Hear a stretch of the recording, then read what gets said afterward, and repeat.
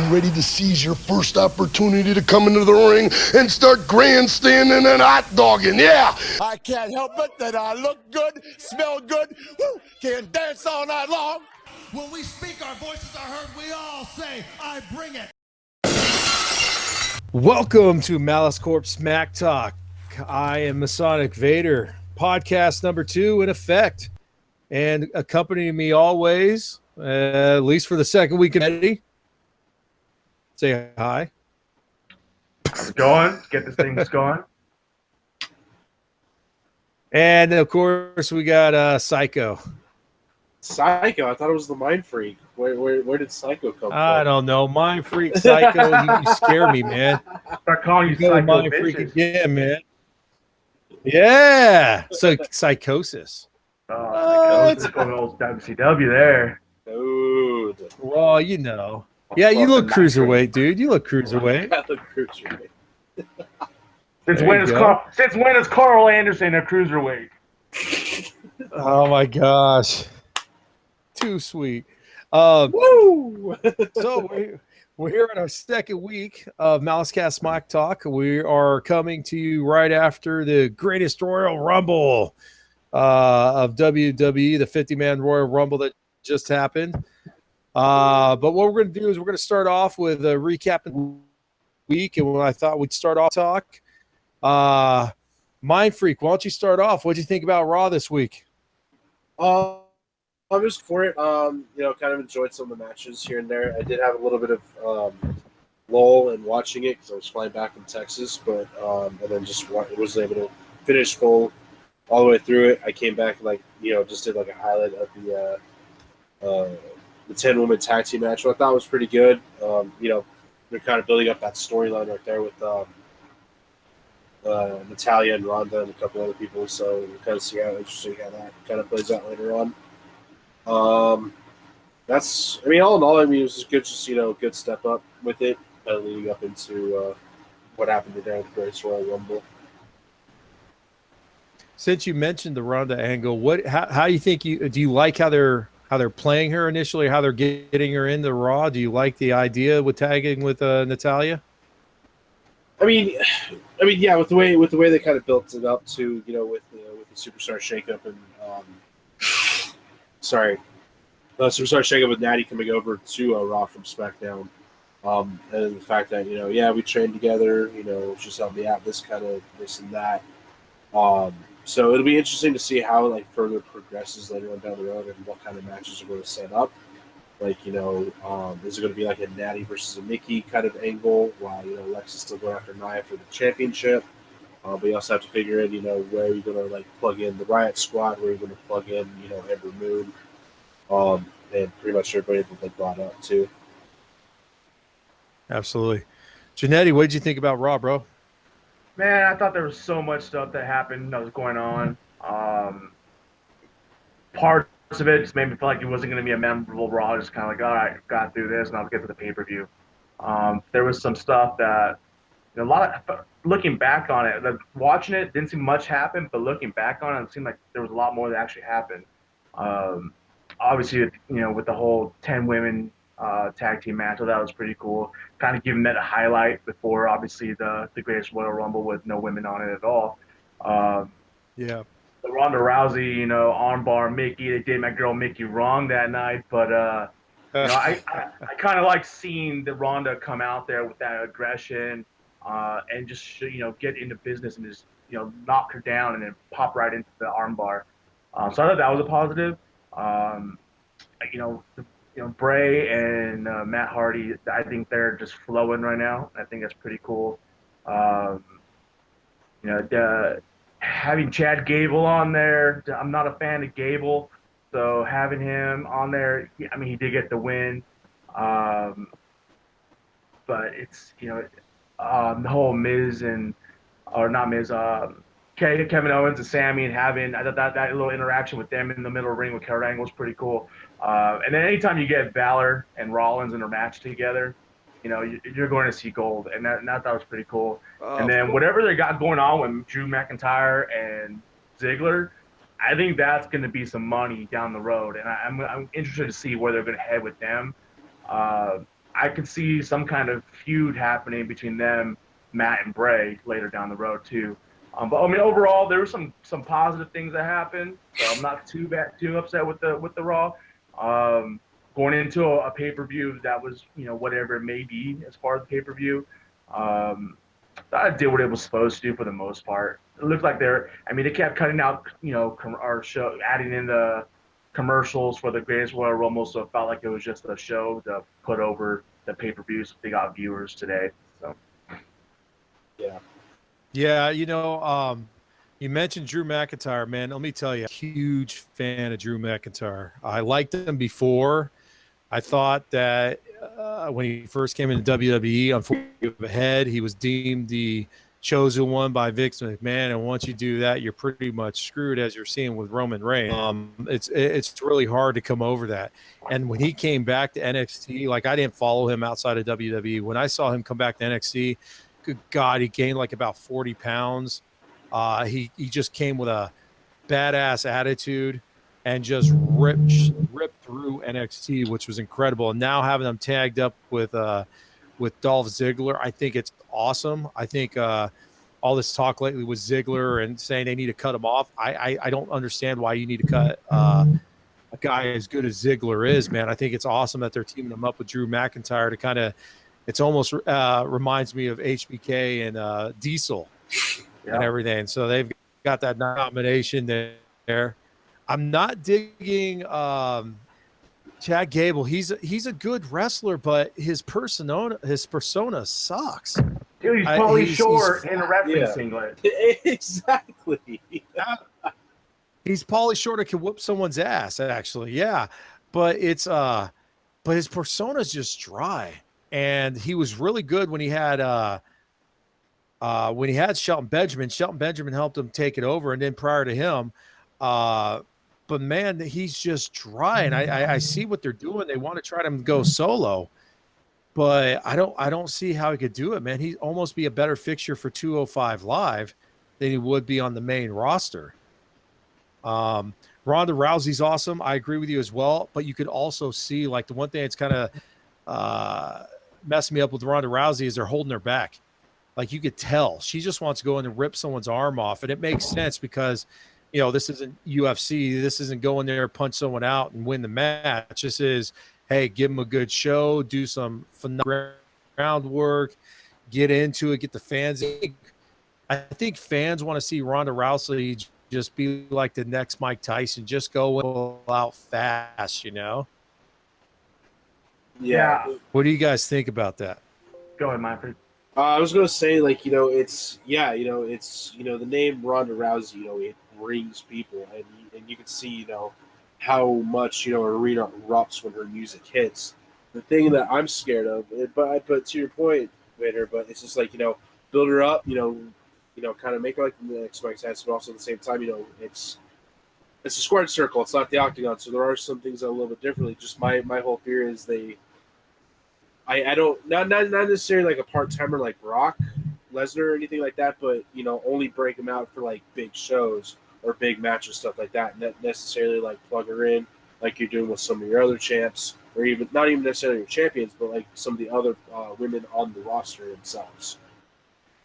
Now, see, I don't see that happening. I see her coming in just like Brock Lesnar did when he first came into WWE, where he was wrestling all the time. He wasn't winning them all, but the intimidation factor. Like, I remember when Brock came out, he was one of the few guys that could actually match up size with back then, like a beast, and Undertaker was still doing his thing. He was but he had the wrestling background. He wasn't UFC Brock yet. He was just straight wrestler Brock. So I see Ronda Rousey coming in the same way, where she's not gonna sideline it. She's not gonna do the go out there all the time. The Natalya angle's a little interesting. They've used Natalya lately as a kiss ass, as a backstabber, just trying to do her own thing. And now they're trying to get her to. It almost seems like they're going to make her be the coach in a sense, or the veteran leadership to bring her in and stuff, which I could see that. but I also see the backstab Rousey as soon as she can. I think what they're doing with Natty and You look like you want to say something. yeah. So the way we're looking at Natty, she's for me, she's someone I think that needs to be gone. She just got time to say bye, put her out to the pasture or whatever for me. However, as far as putting her with Ronda, I think it's setting her up with someone who has success and has that background that she comes from the pedigree of wrestling, and knowing that they have a background together just kind of builds up Ronda as like she actually may know what she's doing because she's got this connection with the Hart family and Natty, and then kind of going away from the machine that is WWE. Not even just Natty, but if you follow any of the UFC four horsewomen or even Natty on social media anywhere, they're always training with each other. And it's kind of looking like, okay, so maybe if they're going to bring the rest of these four horsewomen over and Natty's that kind of carrier to do so, then maybe they're going to use her as, like you said, that coaching position to kind of get them all in and then kind of show, you got these powerful women that have this connection not only to the UFC world, but to the wrestling world. And then they come and have that strong wrestling and just background, going to beat everybody up kind of faction. Might be something different. They're going to do that route. We see it with Ronda on the main roster. We see it with Baszler on NXT. It's just a matter of time before we start seeing the rest of them come up and then moving on over. Now, I have to disagree with you on Natty, though, because I get it. She's been there a while. She's the veteran. However, Natty is still a very popular wrestler when you give her the right persona for it. The whole backstabbing, no one liked. You get Natty in the ring, though, she's a solid wrestler. Solid when you Gona, which is I don't want to call it baby face, but definitely the one where she knows she's much better than every wrestler on there or female wrestler, because I think she is. I think she's got everything. She's the Hart family legacy. I actually think that they haven't utilized her enough. I think she should have had at least three or four more championship runs than what she's had. And it's just they've been doing all this. They had her go second best of the Bellas, the freaking show with the Bellas and everything, and that took the focus away from actually what she should have been doing, was going in there and wrecking shop. And I'm really excited that they don't make her that I'm the greatest and I'm going to coach you and you're going to be great. I want her to go out there and bust ass because she can. She really could do really well. She's one of the wrestlers right now with the ladies. Yeah, she's a good wrestler. She's obviously man. She came from the Hart Dungeon, but for me personally, it's like you put her in the ring and I just want to tune out. She obviously, if she has someone that's going to wrestle her, it's obviously a great match. Charlotte, Sasha, great match. But, you put a mic in her hand, I'm turning the TV off. I can't stand her talking. She just, as a character, she's a horrible character. All she has going for her is her wrestling. And it just, for me, it kind of goes back to the whole, what's saying with Charlotte. Natty's been around for such a long time, and she's built up this character, but then she always falls back to, I'm the best there ever is, the best there ever was, and the best there ever will be. Okay, cool. We got rid of Brett 10 years ago. Why do we still have this going on now? And for me, it's just like, you have these characters, let them be these characters. Actually. What's that? When it comes to Natty, I get both points, both points of the argument on the side of it.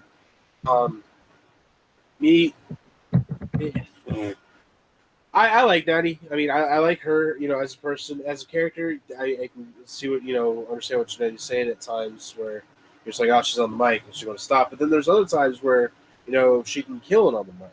We've seen it, but it's just, it's not consistent. It's like, it's in a flow. It goes up and down, up and down, that kind of thing. But the fact that, she's on Raw now with the talent that's on Raw, I can just see a lot of different possibilities happening. We have the Ronda angle, but it'll just be interesting to see how it plays out later on down the road. And it's, every time we talk about, like, as we've been talking into and as the superstar shakeup has happened, the one thing I'm a little concerned with is I think WWE is stacked with so many A players. Like this isn't just like the old days where you had Hulk Hogan, Andre the Giant. You had like 5 or 6 main guys, and then everyone else was fill in. Like you had your Coco Bewares and everybody else who were just kind of filling the matches, and everyone just came to watch Hulk Hogan. Now every match literally has somebody that could be a franchise to any league out there. I mean, you got a lot of guys who've come from TNA, from Ring of Honor. I mean, you've just got a stacked show of a lot of talent. And this is where, especially with the ladies, they've got so much talent with the ladies now, and they only have one belt. And they need to do something. We mentioned this last week. Hopefully they start thinking about doing a tag team division because they have enough players there. Maybe even going as far as trying to come up with a secondary, like an Intercontinental Championship belt for the ladies, because they just have too much talent, not only for the ladies, but as a whole, the entire show. Men, women, everything. So WWE might even have to come up with another show. They might have to take main event and turn it into a 2-hour live cast versus the 1 hour before the regular show happens or whatnot, because they have just got way too much talent to let it go on a 3-hour show and a 2-hour show. And then that's it. Speaking of which, SmackDown, let's move to SmackDown because we got time there. Jeanette, you started off this time. What was your feelings on SmackDown this week?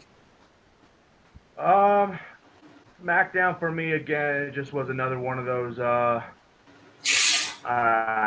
It's another throwaway episode. It wasn't a real, go home kind of show for me.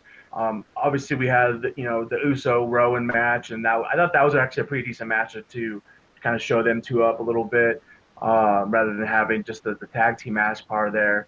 I'm gonna tell you the biggest thing I just irritated the crap out of me the entire match or the entire night was the fact that Becky Lynch took another loss. I'm a big Becky Lynch fan, and I think that they've been using that character wrong for the last 6 to 8 months. And the fact that they're gonna have her lose to the Iconics, okay, come on. If you're gonna use her to get other talent up and over, that's understandable. But you're continually week in and week out having Becky take a pin, take a loss, whatever it may be, and then you have her teaming up with Asuka, who is supposed to be having this feud with Becky's best friend Charlotte. And then you have them teaming up together, and now Asuka's getting a loss by association to the Iconics, who, to me, the Iconics they're going to be near the top of that list of wrestlers on any roster. Yeah, you have them beating up Charlotte. You have them taking a win over Becky and Asuka the next week. It's just like, what are you guys doing? Why is Becky getting these losses? And then to go even further, we have Randy Orton taking another loss, and it's like, you guys have these characters that are going into matches at this, main event or this pay-per-view, and you have them taking, having Randy Orton take a loss to Shelton Benjamin. I'm not a Benjamin fan, but, you just got him coming off of this little tag together with Chad Gable to come out of nowhere and just take out Randy Orton, which it's like, well, what are we doing with Randy Orton? Because you still have the storyline that could be done with Jeff Hardy. Now that Jinder's gone, I hope that leads to somewhere. But as far as the show in whole, it just wasn't really that great of a match or a great of a show. I will say that the positive thing was kind of actually a bittersweet moment for me, was the whole, Miz TV with Big Cass. Seeing Big Cass come out there and just basically nearly bury Daniel Bryan. I thought that was a great, promo that he cut. I thought it was probably the best promo he's ever had.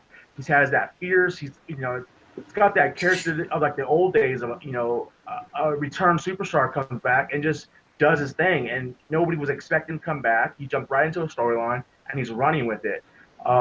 What made me upset about it was that character, that persona, that promo he's running, that's the exact same promo they should be giving to Roman Reigns. And yet they're not ready to pull that. And if you look at the night before, I'm going back a little bit, we had a crappy little promo with Roman and Brock, which is nothing to talk about because that's how bad it was. And then you have the next night, you have this big character like Big Cass come out and kill this promo with The Miz, who may be one of the best people on the mic in the last decade. And I think that was probably the best segment of the entire night. But other than that, I really didn't see too much from the SmackDown show to really talk about too much further. Now, that funny you mentioned The Miz because I think the two best parts of both Raw and SmackDown were not even wrestling events. You had The Miz that was going to bring Daniel Bryan out, which I really hoped was going to happen because I want them to start developing that angle. I want to see that. Daniel Bryan, The Miz wrestling and fighting it out is going to be a freaking great angle once they get that like turning and burning. It was you're right. It was good to bring him Big Cass in because you're right. Cass has been gone for a while, and what a good way to just come in and just start dumping on everyone's favorite wrestler right now, as far as in Daniel Bryan. And then the other thing was the Kevin Owens and Sami Zayn show, or excuse me, the Sami Zayn and Kevin Owens show. That was hilarious. And they even go as far as saying to the point of about Jordan. Yeah. Oh yeah.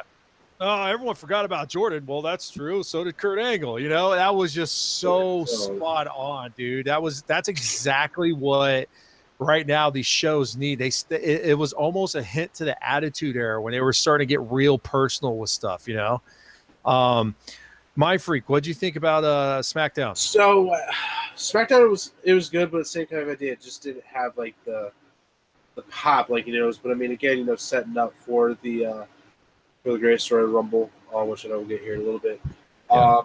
But like with the whole idea, like to Janae's point, you have an awesome character of Becky. Becky, taking another loss with Asuka. I mean, yeah, I get it. Asuka had the longest streak. Lost at WrestleMania against Charlotte, but at the same time, like I've just seen it like a decline of Becky over the last. To me, it seems like it's been like a better pass of the last year. I mean, she was the first SmackDown Live Women's Champion, and then she lost it, and she really has been in title contention since, really. It's been Becky and Bayley. So the original four horsewomen, Becky and Bayley, are both getting dumped on right now. Mm-hmm. And you got Charlotte and, Sasha, thank you. They're the ones. And even Sasha, she's getting a pop, but it's not what she should be getting. And I think they're too stacked. They've got so many, like they've got the NXT literally women's division that carried that NXT and made it what it is. I mean, they call it the Revolution. They were the point. Like they were the ones that just jabbed it home. And there's just so much talent. You're right. Becky Lynch is just getting hosed. They're giving her hey, let's bring. Because I told you this last week. I'm not a big fan of the Iconics. I mean, Peyton Royce is the better of the two, and I've already said it, man. That's Jillian Hall 2.0. I can't stand her, man. What's her name again? Because I'm totally brain fucking. Thank you. That's how much I hate her. I don't like her. The accents are awesome and everything, but man, if you could just cut Billie Kay out of the way and just have Peyton Royce, I think she's definitely the better of the two. What's pretty interesting, when you put the Iconics out there, you got the Ballas 2.0, but that can actually wrestle. Oh man, only one half of them wrestle. Billie Kay has never had to me, because I've seen her since the beginning of NXT. I'm out of all the shows right now, NXT is still my favorite show, because they've got all this young talent in that comes in and does their damnedest because they want to be in the big roster. And I've seen Billie Kay, I've seen Peyton Royce, I've seen Asuka, I've seen all these ladies come up from the beginning of NXT. And out of all of them, Billie Kay has got the worst skill set in the ring. Her mic skills are okay, but I call her Jillian Hall for a reason, because of the simple fact that her mic skills are limited. Like I wouldn't be surprised if she starts singing pretty soon. Because it's just it's not going over. Peyton Royce is definitely the better of the two, and you could quote me on this. They're going to split, and Peyton Royce is going to get the push, and Billie Kay is going to fall to obscurity. I guarantee that, without a doubt. And now when I compare the 2.0, I'm talking about when the Ballas first came out, and they were just there as divas and got the pushes they got when they should not have been in the ring as wrestlers whatsoever. And then that's kind of what we're seeing. They have this, almost like a near identical look to each other, just like the Ballas obviously do. I mean, they are twins. But you have that same kind of, they're going to kind of come out and they're going to work to each other and kind of just, come in and cheat their way to a win. And it's the same thing the Ballas did. And, that the Ballas got to where they were originally because of their looks and because they could talk on a mic for the most part. Dude, they had magic, bro. Twin magic. It's Win Magic, dude. The other thing I want to talk about SmackDown too is that I'm still trying to figure out why now they won't push SmackDown to 3 hours. They should. They've got it on USA Network. They might as well. They've got too much talent where 2 hours is not enough. I know they use that extra hour to tape main event, but dude, when was the last time you watched main event? I don't watch main event. I see it come up on Hulu all the time. I don't watch main event. It bores me. It's the hour before match when no one's gotten into the ring. Yeah, well, I mean, if you look at that, I have a feeling that within the next year we are going to end up seeing a 3-hour SmackDown because I think we're going to end up seeing a 2-hour Raw. Because if this whole Fox deal comes through and WWE signs a contract with Fox for their TV programming, they're going to move back to main stage TV, and they're not going to get 3 hours on the main on primetime TV like they do now. So if they do that, they're going to have to amp up the extra hour on the USA for SmackDown if they keep that channel. Because I mean, at the end of the day, good. I think they get away with it. They have consistent ratings of over 1 million throughout the entire show. They keep it consistent. It isn't one of those types of shows or how it used to be before where it would dive down and then at the last minute it poke back up. They've stayed consistent all 3 hours because they have, once again, all this freaking talent. And right now SmackDown loses it because not all their talent gets to go out there for actual wrestling matches. Exactly, but not only that, with SmackDown too, you have a completely stacked tag team division. I mean, I said last week. I mean, you have the Usos, the Bludgeon Brothers, the New Day, but then also bringing over the Good Brothers. You also have, the Collins on there. Who's the other one? Yeah, I totally forgot about the Colognes until this morning. No, I know. Totally forgot. But if you go with that too, Samoa Joe too, man. Yeah. We got Samoa Joe on SmackDown. Yeah, but if you look at Raw, but yeah. If you look at Raw, Raw's going to be the bigger guys. It's going to be the single matches. It's going to be the guys that are going to come in, beat each other up, get the pin, and walk on out. Whereas if you look at SmackDown, we have the wrestling show. And as far as the wrestling show goes, they have that talent that's going to give you those super phenomenal matches. But in order to get those dynamic spots in those kind of wrestling matches, you need to give them time. And a 2-hour match or 2-hour event where you have all this talent and you need that time to build the storyline within those matches for wrestling, you're not getting in 2 hours. And that's where they drop the ball and they get the fail on as far as the 2-hour show for SmackDown goes. Amazingly, they can keep their viewership up pretty high, and they do push Raw's numbers. I mean, they do still keep up with them, but I mean, I'm getting to a point where I'm getting bored of AJ Styles as champ. I think they need to make him go heel again, and people need to give him crap about his freaking soccer mom haircut and stuff because his good guy persona is cool, but it's getting boring. And I was just going to say that is still one of my absolute favorite promos. It was Battleground a couple years ago when it was the Club versus Enzo, Cass, and Cena, and it was just the soccer mom haircut and then just going off and all that stuff. I mean, but to your point, yeah, don't get me wrong, I'm a huge Styles fan, always have been, but I like him a little bit more as a heel than the good guy kind of thing, and you actually could do that angle now that Gallows and Anderson are back on SmackDown. You could have them go heel later. Yeah, but the problem is you're putting all this money and all your eggs in the basket and making Nakamura look like this dynamite heel, and you can't have. So I mean, look how bad it got over the storyline was when you had face versus face with AJ versus Nakamura. Yeah. As far as SmackDown goes, there's no. Well, I guess now there is now that Daniel Bryan's back, but before Daniel Bryan, there was no true face on that show, and you kind of had to go with AJ.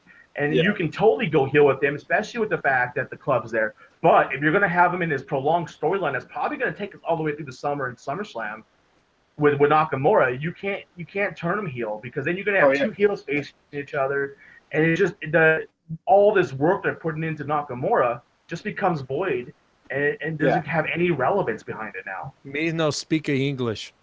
I love it, dude. I've been tweeting the shit out of that. Yeah. They need to get rid of the we were talking about earlier. They need to get rid of the low blow stuff though. I like Nakamura as a bad guy, but this low blow stuff and everything is just he could easily be a badass bad guy without going to low blow. He's done it every single match. Like he did Yeah, it today. it's getting Yeah. ridiculous. It's ridiculous. Yeah, he did it today. It's getting boring and super ridiculous. And like I said, the angle, like I can see the great matches, but I'm sorry. I know AJ. He says AJ Styles, the house that he built, but I don't think he necessarily built it as much as he just took it over. SmackDown was already going full steam when he came in, and he just pushed it a little bit harder. It was nice to have him brand new, but now, man, it's 2 years since he's been now. And it's just the same AJ Styles. He's almost, to me, he's almost becoming Cena-like when it comes to his wrestling because it's the same moves over and over and over again. It's a calf crusher. It's a flying elbow, which I like the elbow strike and everything, but it's the same stuff all the time. And that's where Nakamura is better because he always changes his stuff. He can actually fight. And that's where I think I'm really starting to get bored with AJ Styles. So, hey, let's switch out of WWE for a minute. I just wanted to touch this base really quick because obviously we want to try and talk everything wrestling, and we're more hardcore WWE fans. But I was been reading some stuff, and because especially with the podcast, I've been branching out.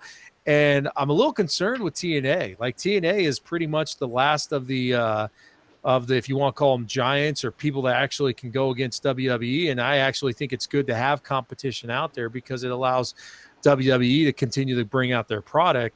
But lately, since TNA has been taken over, switched channels and everything, last week their viewership was only 325,000, which is probably lower than Main Event. I couldn't tell you if it is or not, but it's ridiculously low. Lower than the cruiserweight.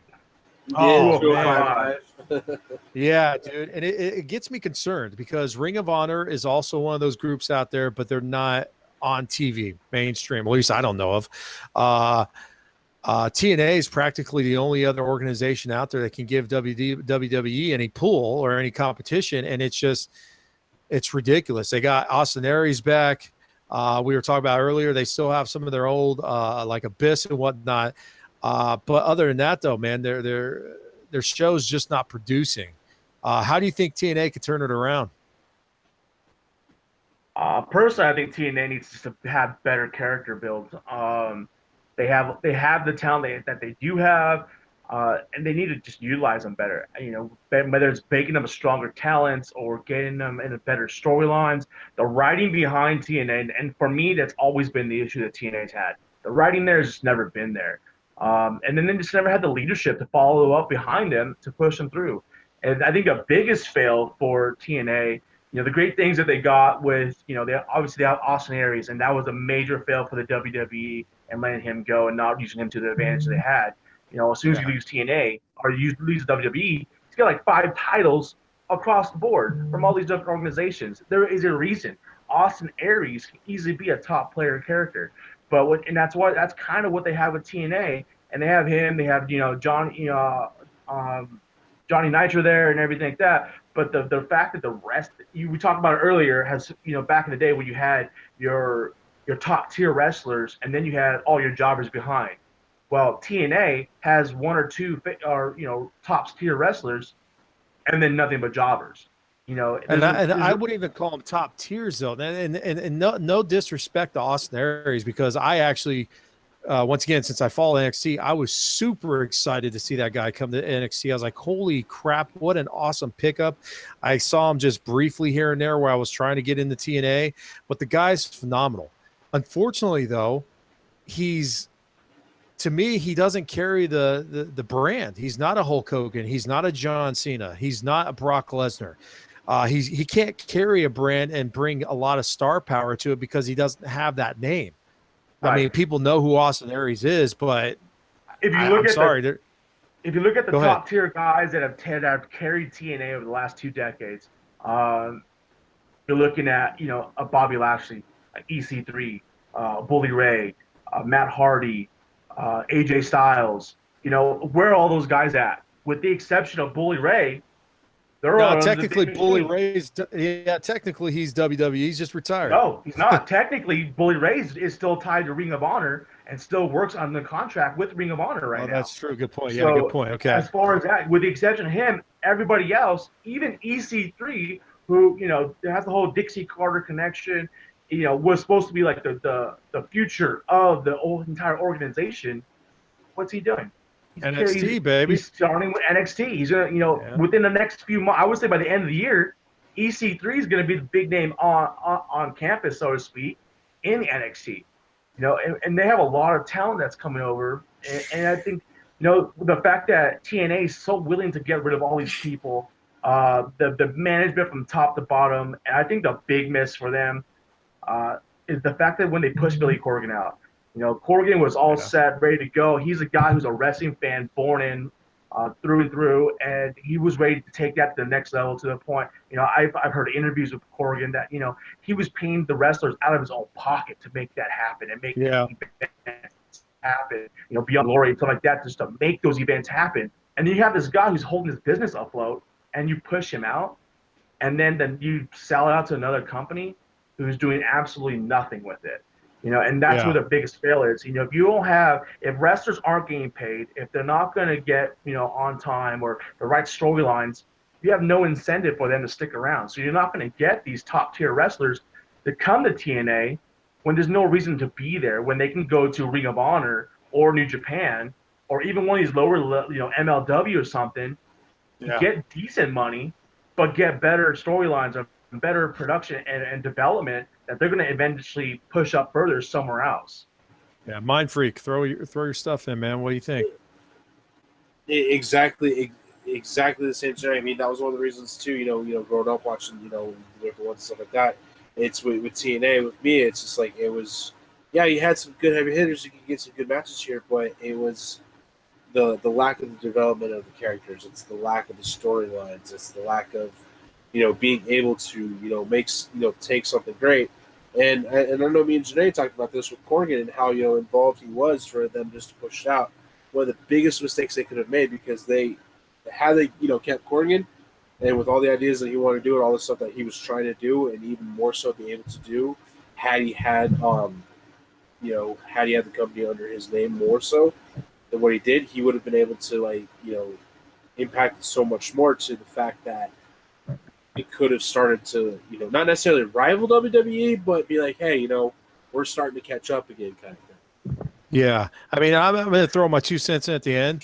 I guarantee NXT's ratings on WWE Network for the 1 hour show is killing TNA. And you know what? It's going to get even worse for TNA, especially through NXT, because like you said, E3 would be the future. I ain't gonna lie, dude. I think Ricochet is gonna be the future, bro. Ricochet, the last 2 episode shows I've seen him on, that dude's got talent beyond the years, man. Beyond the years. I think EC is gonna be the best villain in a long time to come out of NXT. But man, Ricochet, I haven't heard his mic skills yet because he hasn't been on the mic, but just his in-ring skills, bro. Insane, man. Insane. So to go with that, the reason why I say EC3 is because EC3 comes from TNA. Obviously, we know how the WWE does with these well-built characters from the other organizations. Given Ricochet come from Indies, Ring of Honor, and he does can control that mic pretty well. The reason why I'm saying that EC3 is going to be the top player on NXT by the end of the year, because I don't think Ricochet is going to be on NXT for the entire year. I think by end of the year, we're going to see Ricochet somewhere else on the main roster. I could see that. I could definitely see it. All right, so let's move on to today's big thing, the greatest Royal Rumble. Dulles Royal Rumble. Oh my! Well, let's just start with the fact that it was the longest thing ever, dude. 5 freaking hours, and if you were up for the pre-show, God bless you, man. You have more stamina than I could ever imagine. Yeah, so let's just talk about some of the before the Royal Rumble itself. Let's talk about some of the matches really quick and go into there. I'm just gonna throw my 2 cents in. My favorite match was the a ladder match by far. I don't know what it is about ladder matches and pay-per-view events they somehow always steal the show. And I don't know if it's because people just love watching torture. Like watching Finn Balor get slammed on a freaking ladder is just crazy. You can just see his back contorting in 4 different directions. But that was my favorite match by far. I didn't like the outcome. I really was hoping that Finn Balor would take that championship. I really think that even though Seth Rollins is good at the championship, absolutely, him jumping off that top rope onto that ladder and just grabbing that belt was great. A great way to win it. But I think Finn Balor needs to get a belt. He lost his belt for injury. They haven't done much with him since he's got back. Hell, if you're not going to give him a belt, let him join and let him get the Bullet Club going again. Well, excuse me, the Balor Club again. Calm down there, Corey. Yeah. Well, I'm not getting paid yet, so. But We're not calling the wrong names. Yeah, exactly. Good point. But yeah, let him get into some group like that and let him get his name going. If you're not going to give him a belt, I mean, what happened to his freaking painting, man? One of the best things about him is when he was in NXT and he'd go for those big matches, the Demon would come out and he would come out with this crazy paint job, the whole like 2 minutes down the aisle because he's crawling with smoke everywhere and stuff. It was awesome. And now you've got this, I'm cool, Finn Balor. Let me flip my collar. And I like the everyone could be in the Balor Club thing. I really do like that. But I don't like hey, I'm just always cool flipping my leather jacket Balor. Go, if MindFreak, you look like you want to throw something in. Go for it, dude. So to your point, yeah, I think that was one of the best matches of the night. But not only in the sense because, you have one of the most prestigious titles in the Intercontinental title itself, but the fact that you had Seth Rollins, you had Finn Balor, you had The Miz, you had Samoa Joe, you have some great guys that can do some awesome matches. But to your point, the whole Demon King. The Demon King. We haven't seen the Demon King since what? Like the Bray Wyatt? Since the Bray Wyatt feud? I know we saw him at SummerSlam. Yeah. When do we see? When did he fight Bray Wyatt? Was that SummerSlam or was that Survivor Series? No. I think it might have been a one-off one, and it was supposed to be the Demon King versus Bray Wyatt, but I think that's when Bray got sick, and then they brought in AJ, and I think that's what it was. Yeah, well, I mean, since he's been on the main roster, we've had a Demon King twice. We obviously it was back-to-back SummerSlams. It was the year when he won the belt, and then the year after when he came back. Those were the 2 big times we've seen him as a Demon King. And I get what they're saying, from storylines that they want to use that when they need to, as far as when it's going to enhance the match. As far as the Balor Club, the leather jacket, I'm all on board with that. The reason for me looking at that is because that just reminds me more of his Prince Devitt character, his original Bullet Club character, jumping Japan and just doing all that. That just reminds me of that character. Oh yeah. I love the Demon King. I think the paint job is amazing. But when it comes to paint, he's not the one I want to see in paint. The one I want to see in paint is the charismatic Enigma, and that's Jeff Hardy. Yes. You think they'll break out the Prince? They got Woken Matt. I think they're gonna have to. I mean, we've already heard him call him Brother Nero.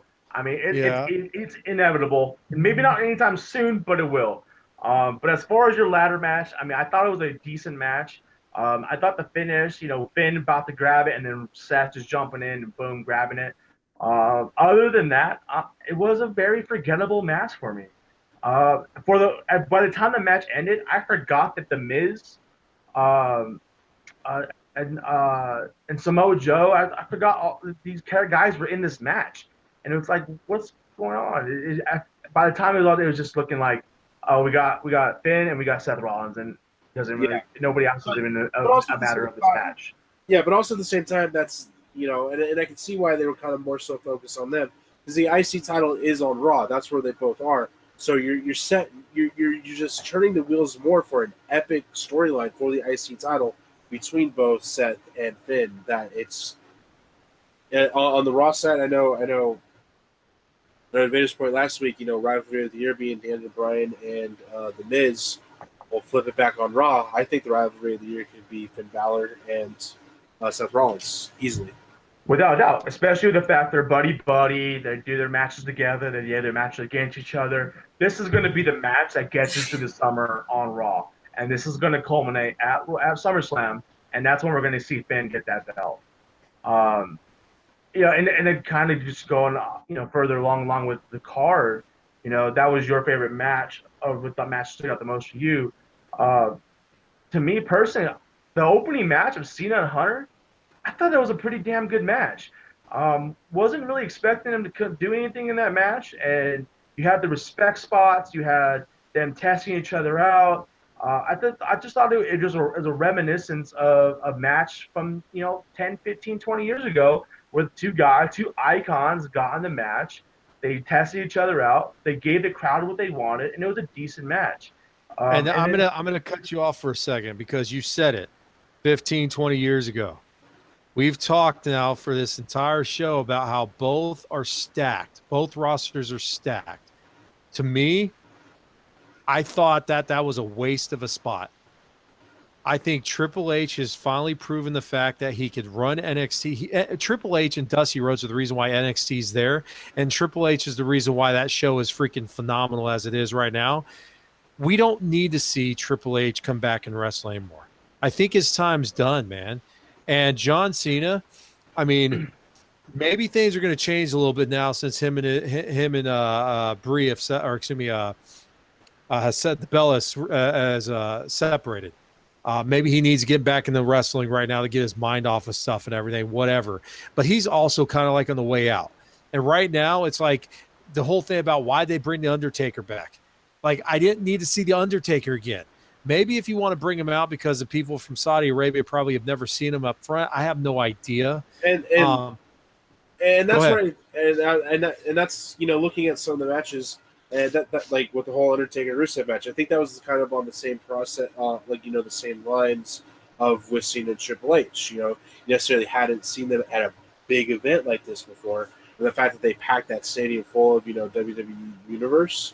The fact that, for doing something big like that in Saudi Arabia, that was the whole premise of why you did matches like this. The icons, between Triple H and Cena. And then, put them in a Survivor Series match. Why waste 3 solid matches with Undertaker, John Cena, Triple H?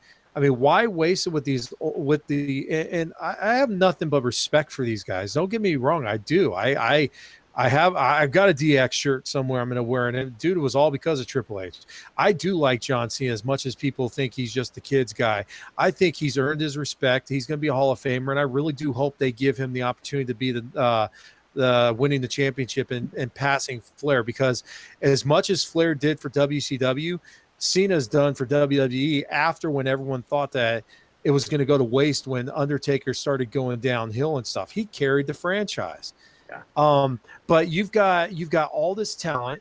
You've got the WWE in a situation where, man, you've got so much going on, and to waste those matches instead of giving them to some of this young talent and show these guys, hey, look, man, here's your future. We'll be back, and these guys are going to be tearing it up even more. They would have filled the seats regardless.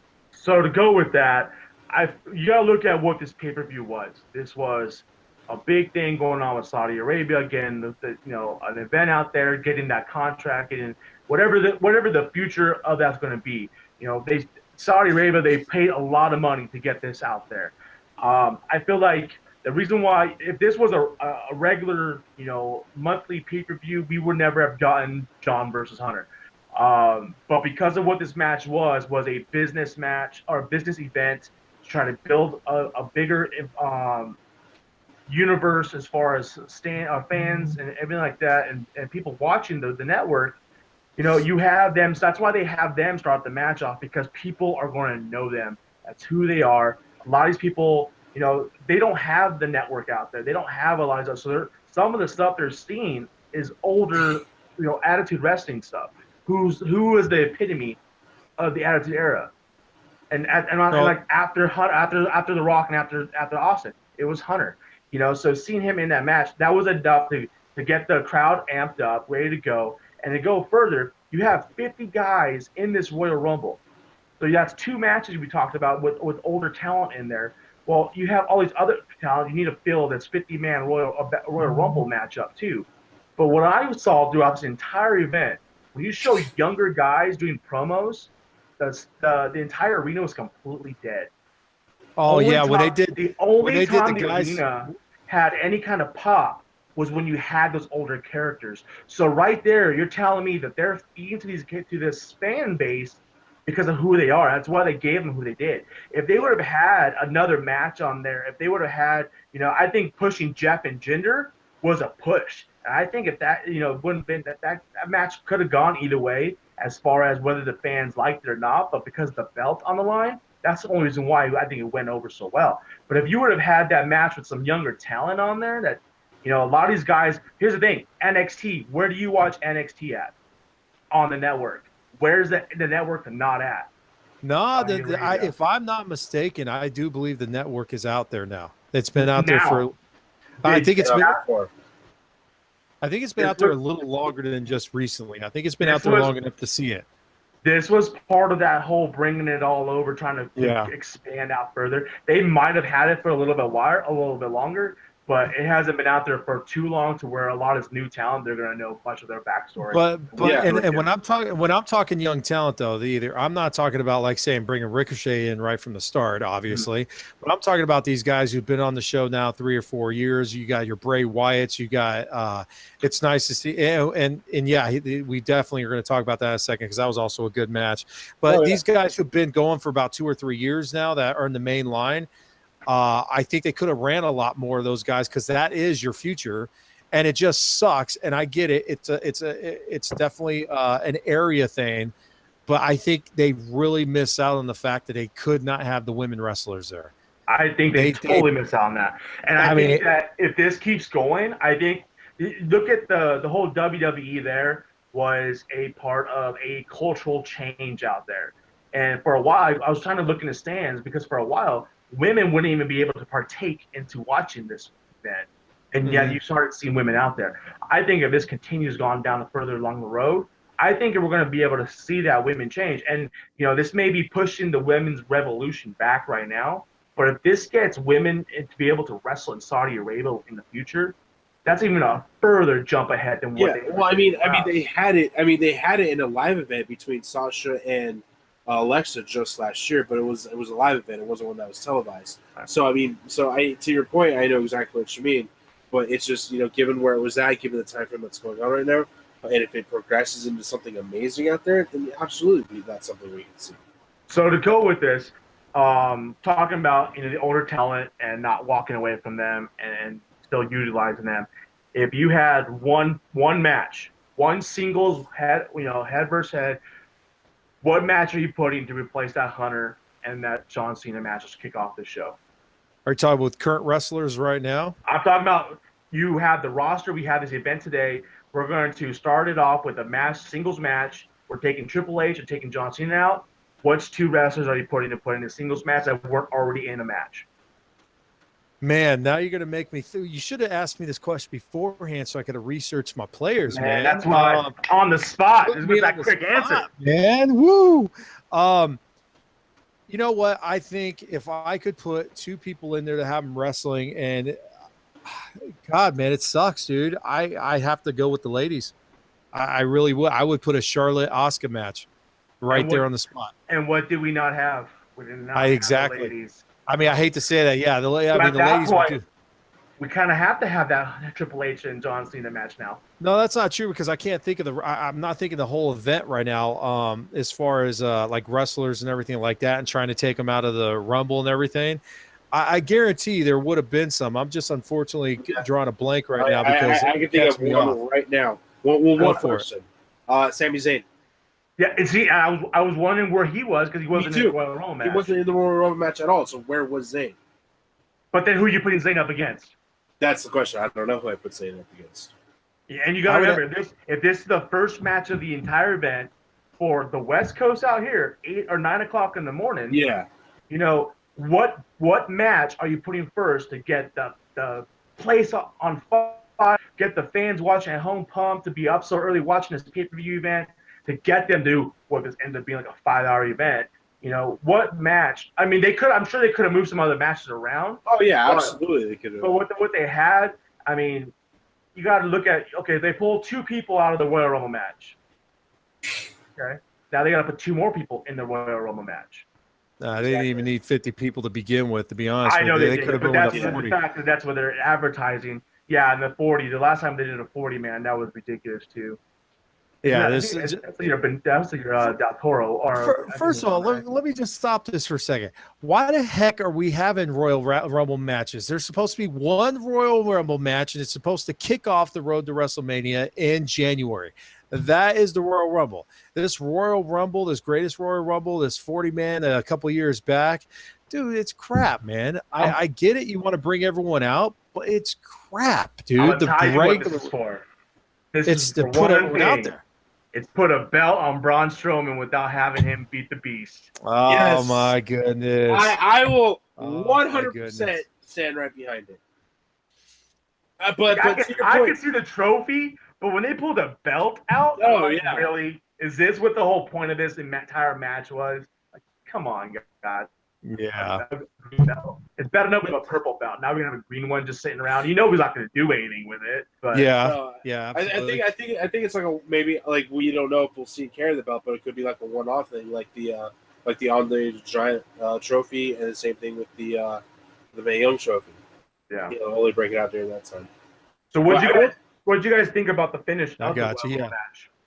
Oh, the standoff between Cass and Strowman. Yeah. I mean, you had the 2 big guys, and I mean, get these hands with Strowman. Strowman's a character of its own, but the fact that you bring Cass, I gotta stop you because that's probably one of the coolest freaking things they got. Come get these hands. Get these hands. Come get these hands. The best part was him just standing there, just waving his hands. Yep. All right, go back to it. Sorry to cut you off. So, but to Janae's point earlier, you have Big Cass coming back, and I was a bit of a fan of Big Cass, since his time in NXT.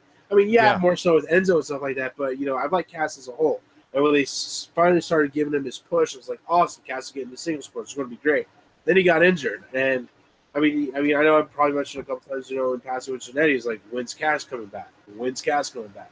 So the fact that he came in and, kind of jumped back a little bit, had that, an awesome promo, with The Miz, but then to have him, be one of the last 2 standing in in the greatest Royal Rumble that we have today, me personally, I thought that was awesome. And then the stand-up, you have 2 big monstrous guys. But to the point was when it came down, between Braun and Cass, I mean, we always kind of knew what the outcome was going to be anyway. And Janetti said it perfectly. It's to put a belt on Braun without having to beat the Beast. As far as the finish goes, I thought it was pretty awesome. One, you have these 2 behemoths in the middle of this match. And I think that it did 2 things. It did, one, it got Cass more heat by having him eliminate Daniel Bryan. Yep. And that's absolutely what that was for. And then 2, you have Braun throwing him out, and you have someone. If you would have had Cass win the match, you probably wouldn't have got you wouldn't have got a pop at all. Probably would have came out really low at that moment. But the fact that you have Daniel Bryan get eliminated by Cass for that storyline, and then you have Braun just eliminate him, and the way he did it, it was like, okay, we got this heel taken out. We're gonna build value to this heel, and at that moment, I think that kind of validated, Cass even further. What? All right, so something just popped in my head that I just realized. I know the perfect match you could have started it off with, dude. And they should have did a continuation. It should have been Johnny Gargano versus Tommaso Ciampa. I think that freaking rivalry is going to go places. I don't know if you watched it last. What's been going on with those guys? That match would have been a great way to start off the entire show. That's got a lot. It took me a second, dude. Sorry. You see how the lack of hair is going on with my head there? Hey. I'm already there. Right? But I'm older, man. So, yeah, I think that actually would have been a good way to start off the match is bring in an NXT match that has already a lot of power to it. Like you could have brought Aleister Black in the freaking wrestle. Dude, Velveteen Dream. I think they have enough stay power to just get going. That would have been a good opening match. I would have been happy to see either one of those matches over the cruiserweight match. Yeah, man. Yeah. The cruiserweights are struggling, bro, and we'll have to bring that up on another show because we're running short on time. Yeah. So, last thing I wanted to go through is just a quick. At the end of every night, I want to go through and just talk about stuff, and I want to throw out what you thought your favorite tag team in current rosters and your worst tag team in current roster. Okay, any roster you can go. Freak, you're first. Go for it. Okay. For me, the Usos as the best. It's a good pick. And I mean, seeing where they've been developing over the years now, used to be the go hard, the paints of the whole all right Uso penitentiary, and they came across that that heel, but at the same time, it's a heel you can get behind because of that that thuggish, that gangster style kind of attitude persona that they bring. Which that heel never went. I don't think it ever clicked. I think it got to the point where people started liking it and it never turned full heel. Yeah. Oh, absolutely. But even still, I mean, it's awesome the way that they see it and how they kind of have that thing. I mean, with them being brothers and stuff like that, it just brings it up a little bit more. The worst, or my least favorite, I wouldn't necessarily say worst, but my least favorite, Janae's going to hate me for this one. I'm going to say Brizongo.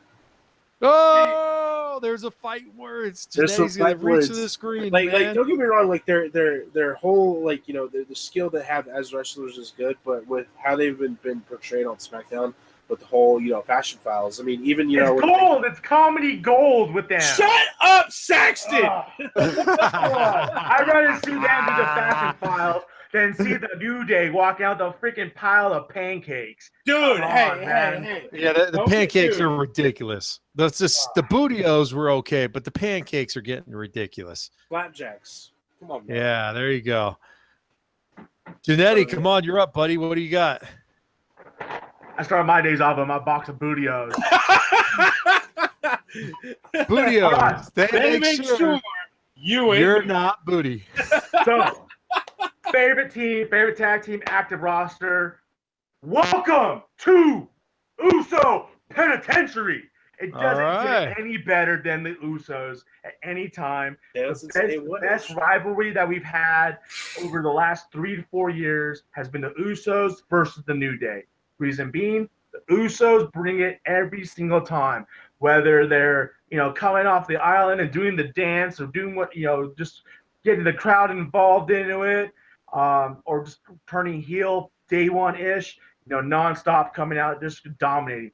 There's a reason why they've been the tag team champions as many times as they have and as long as they have been, because they deliver every single time. New Day, they're great, they do what they're doing, but they're a comedy act. I think they overplayed that. At first, I couldn't stand them with the whole preacher, choir movement they were doing. Yeah. And it just didn't go any further for them. But the Usos made that rivalry. They keep it relevant on the SmackDown roster. And I just, obviously coming from who they are in general, this has me already on their board. But I think they just a great match. They're wrestlers. They can fight. They're the high flyers at the same time. I would have loved to seen them fight the Hardys, 15 years ago. I think that would have been an awesome match. Absolutely. Yeah. Now, when it comes to my least favorite tag team on the entire roster, and it's coming down to a team that they, push the old days. They're the real wrestlers. They're not here to get on the mic and get a fan base. They're here to ground and pound, walk in, get things done, and get on with their business. And that's the damn Revival. Get rid of the Revival. Cannot stand them. I think they're excellent wrestlers. They do what they need to do. But when it comes down to it, you have these two guys who essentially are the club 2.0. There's the miniature versions of the club. They're to do the same kind of stuff as the club, except for they're not the club. And I think that they get the push there when they first came around and coming out and beating up all the tag teams and taking out all the legends, and talking about the old members. It's like that's the kind of heat you guys should have been giving the club when they first got here, but you failed. And now you're giving it to the second-rate team that doesn't deserve anything and shouldn't even be on the roster. Dash Wilder, Dawson need to go. I always go back to Cody Rhodes, just randomly, just the revival. I can't. You know what, man? It's the muffin top, bro. The muffin top, man. You think he could probably just lose a couple pounds or get a little bit bigger, size or short? I mean, dude, yeah. Yeah, so I now at first, man, I actually thought, and I'll go to my, I'm going to go to my favorite first.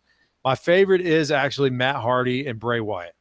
And the reason why is because that chemistry is happening. Bray Wyatt to me has always been just a pain in the ass. Like, I didn't like his character, this whole like Sister Abigail thing. And it was wearing on, dude. At first it was kind of like a cool gimmick, but to me, it wore short fast. And they had the whole Wyatt family with back then before they were the Bludgeon Brothers, man, Rolling Crew, and that was it. It really drove me crazy. And then in comes Matt Hardy, and him and his brother come in. They win the tag team belts the first night. It's like, oh, this is awesome. But then everyone wanted to see Woken, especially because of that freaking hair, man. I don't even know if that's his real hair or if that's what he dyes. But man, you see Matt Hardy 10, 15 years ago, and now he walks around like he's got a stick up his butt. I don't know if he's got a messed up back or something. He obviously does. But that Woken character is exactly what Bray Wyatt needed.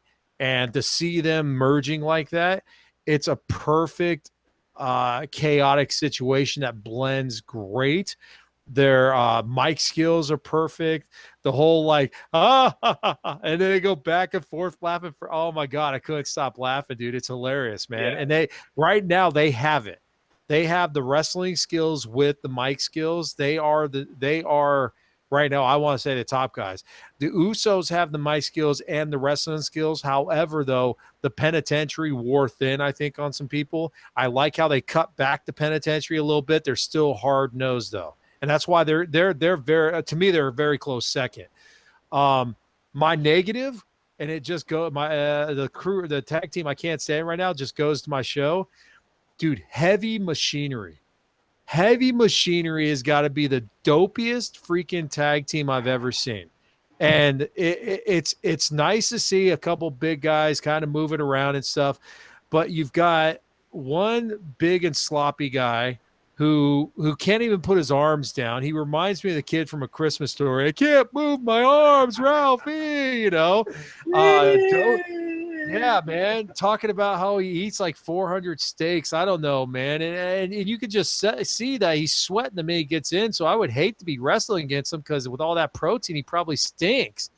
And then you got his partner with him, man. And I can't even think of his name right now. But it just bore the hell out of me. They're just two big, fat, sloppy guys who have horrible personas, and all they do is they just run their bellies in each other and take people out. And I'm hoping they make them go bad because, honestly, two big, fat, sloppy, newer age versions of King Kong Bundy and freaking whoever else you want to throw in there need to be bad. And they just drive me insane that they're pushing these guys as good guys. They need to go negative.